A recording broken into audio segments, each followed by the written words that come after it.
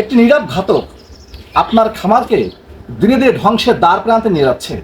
আপনার পশুগুলোকে দুর্বল করে তুলেছে, প্রজনন ক্ষমতা একদম জিরো পর্যায়ে নিয়ে আসছে। কি সেই নীরব ঘাতক? সেটা হলো কলিজা কৃমি। সম্মানিত খামারি ভাইরা, আসসালামু আলাইকুম। যে যেখান থেকে দেখছেন সবাইকে শুভেচ্ছা এবং অভিনন্দন। আসলে আমাদের অসচেতনতা বা আমাদের একটু অসাবধানতায় আমাদের খামারকে তিলে তিলে ধ্বংসের দ্বার প্রান্তে নিয়ে যায়। তেমনই একটি অসচেতনার নাম হলো, রোগের নাম হলো কৃমি। আমরা জানি যে যে রোগটি খামারে আসে না, হতেই থাকে। এটা কিন্তু যদি আমরা প্রাথমিকভাবে প্রতিনিয়ত নির্মূল না করতে পারি, তাহলে আমাদের এই পশুগুলো কিন্তু একসময় কি হবে, একসময় নষ্ট হয়ে যাবে। তার থেকে যে পরিমাণ প্রোডাকশন পাওয়ার কথা ছিল সেগুলো পাবো না।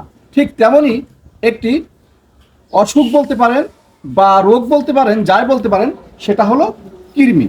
আর এই কৃমির মধ্যে অত্যন্ত গুরুত্বপূর্ণ বা মারাত্মক ভয়ঙ্কর কৃমি হলো কলিজা কৃমি।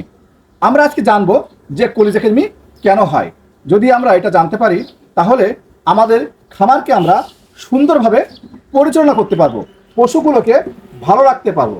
আসুন আমরা যে একে একে জেনে নিই কেন এই কলিজা কৃমি হয়। কলিজা কৃমির মূল যে কারণ সেটা হলো লিভার ফ্লু। অর্থাৎ লিভার ফ্লুর মাধ্যমে যখন আপনার ছাগল বা গরুর লিভারটা দুর্বল হয়ে যায়, এর কারণেই মূলত এই কলিজা কৃমি সেখানে বাসা বাঁধে। আর এটা মূলত হয় এই জন্য, আমরা মাঠ থেকে যে ঘাসগুলো কেটে আনি, বিশেষ করে যারা জলাবদ্ধ এলাকা থেকে ঘাসগুলো কেটে আনি, তাদের জন্য এই ভিডিওটা অত্যন্ত গুরুত্বপূর্ণ। অর্থাৎ যেখানে পানি জমে আছে সেখান থেকে ঘাস কেটে আনি, এই ঘাস খাওয়ানোর ফলে এই ছাগলের কলিজা কৃমি হয়। কারণ এই স্যাঁতস্যাঁতে কাদা বা জীবাণুযুক্ত পানির ভিতরেই কিন্তু কৃমির জীবাণু বসবাস করে। শুধু তাই না, সেখানে বসবাস করে শামুকের সুটকিট মুটকিট, শুধু তাই না, হরিণের ডিম থেকে শুরু করে অনেক কিছুই। এইটা মূলত এই কলিজা কৃমি হওয়ার জন্য একটি অন্যতম উপাদান।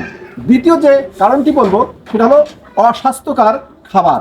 আমরা অনেক সময় ফাঙ্গাস জাতীয় খাবার, মানে মিক্সড খাবার, যেটা মনে করেন আপনার ভুসি হতে পারে বা অন্য জিনিস হতে পারে, সেটা অনেকদিন বাড়িতে পড়ে আছে, মানে আপনার হয়ে গেছে, এইটা তখন খাওয়ান, সেক্ষেত্রেও কিন্তু আপনার এই ছাগলের কলিজা কৃমি আক্রান্ত হতে পারে।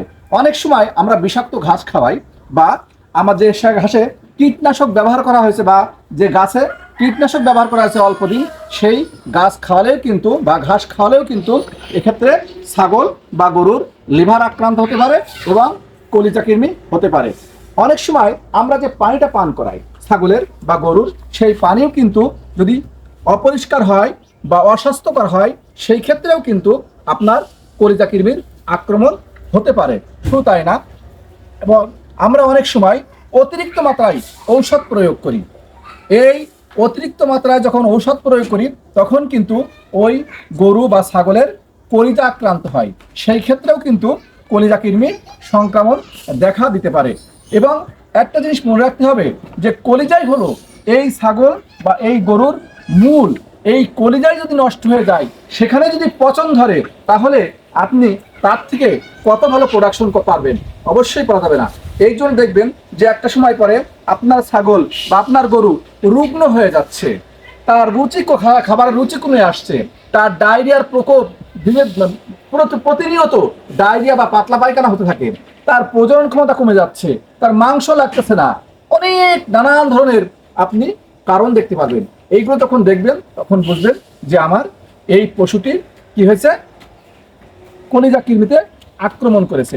সেই ক্ষেত্রে প্রধানত আপনি প্রতিনিয়ত নির্দিষ্ট বিরতি দেবেন। যদিও আমরা বলি স্বাভাবিক যে 3 মাস পর পর আমরা কলিজার আমরা কি করব, কৃমির ডোজ দিব।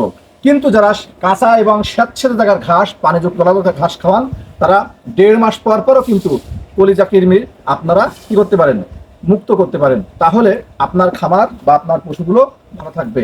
মনে রাখবেন, আপনার সচেতনতা, আপনার একটু সাবধানতাই আপনার পশুগুলোকে ভালো রাখতে সহায়তা করবে। আশা করি আমাদের আজকের এই ভিডিওটা আপনারা বুঝতে পেরেছেন। আপনারা সবাই ভালো থাকবেন এবং এইভাবেই কৃমিমুক্ত করবেন, তাহলে আপনার খামারটি ভালো থাকবে। আজকের এই পর্যন্তই। আসসালামু আলাইকুম রহমতুল্লাহ।